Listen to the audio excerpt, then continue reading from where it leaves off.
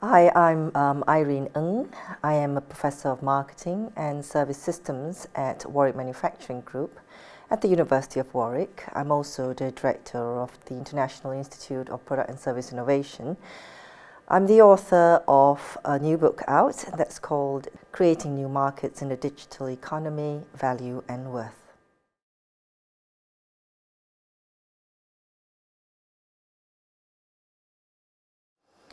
Well, actually, I think the entrepreneurs today really do understand. I think they've got the right instincts, and you can see that with some of the new products coming out.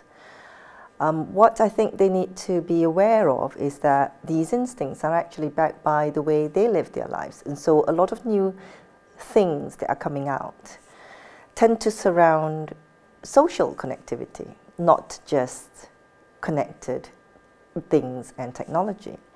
So I think if you map how we are connected to things in our lives onto the new opportunities of connected things, I think some of these entrepreneurs out there really do get it.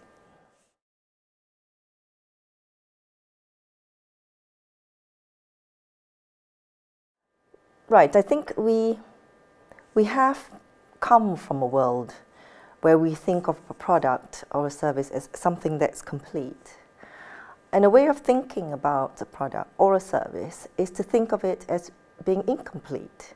And that even when it comes to something as simple as a mug, which is often used in my book, we need to complete the usefulness of a mug by putting coffee in it, by drinking it. And if we think about all the products that are out there today, there are many products we're not very happy with, because they're usually not very good in being able to tailor or customize towards our context of use. And a way to really think about new products is to think about how technology helps products and services of the future to become dynamically configurable and reactive to our use context for individual outcomes. I think that is really exciting.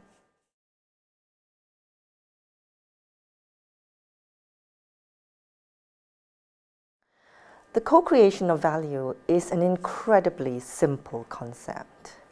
It is the fact that any product or any object, to achieve the outcome that the object provides to you, you need to co-create value. And I use the example of a mug, putting coffee and drinking it.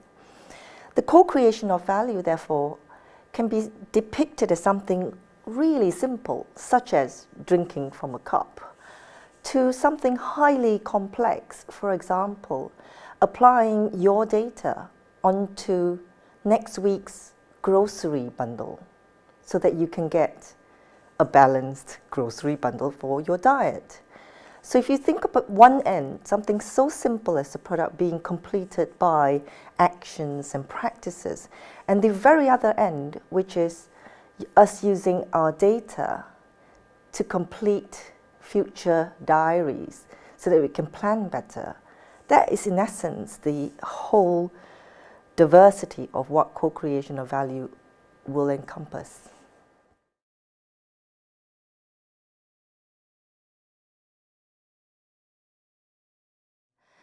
Crowdsourcing and open innovation are just mechanisms of which we get the voice of the customer.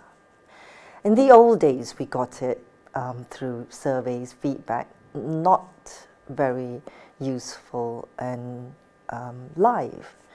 But through open innovation and crowdsourcing, these buzzwords, these mechanisms help us to understand how products and services are actually being experienced. I think crowdsourcing and open innovation are just aggregated forms of single voices. Every ocean consists of drops. Crowdsourcing consists of voices. I think what people try to do with crowdsourcing and an open innovation is try to get some kind of homogeneity, some aggregate that makes a way to standardize.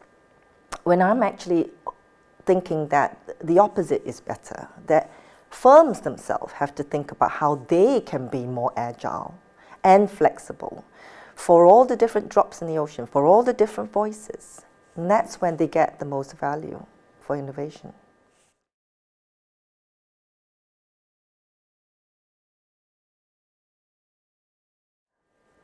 standard economics teaches us that firms make money only in two ways. The first, to create something different so that someone would pay a higher price or more people would come. And the second, let's hold the customer captive so that they can't run away, so that they continue to give us money. Today's economy is polarized into these two types of firms. The stalwarts, and we can name many, who would dig in, not create anything different or new or useful, but to create friction and risk so that customers can still be held captive. On the other hand, you do have companies who will strive to genuinely create something useful and different. And that is actually the way to go, because if you are genuinely keeping up with what your customer wants and need, and you are agile enough to adapt to that and able to scale it, you'll find that you won't be disrupted.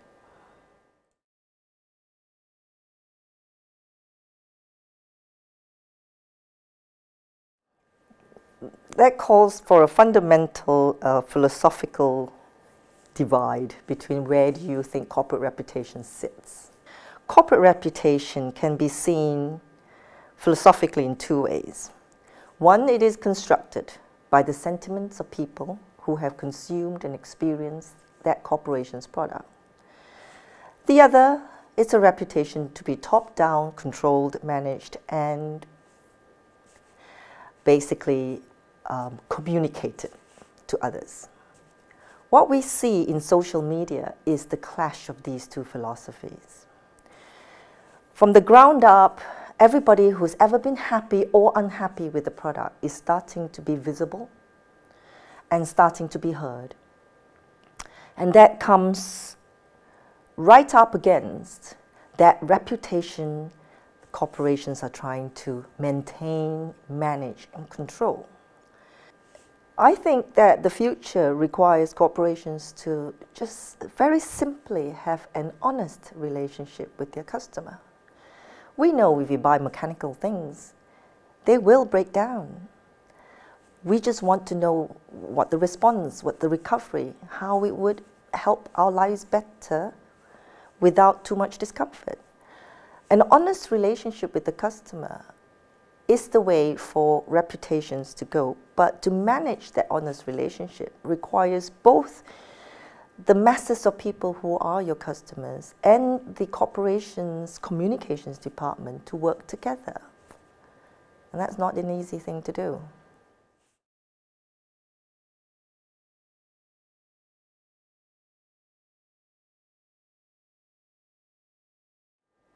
We have a project called The Hat. It's at hubofallthings.com, where we hope to create a market platform where individuals have rights and ownership of their data to be able to trade with organizations to create products and services of the future. We'd like to see co-creation of value manifest itself through helping businesses do well with new products, new services, great innovation. But we also want to see the educated, empowered customer to have voices that are heard, not just be relegated to the role of passive citizens or passive customers. And to do that, you need to have better platforms where these exchanges can happen, and the HAT project is one of these projects.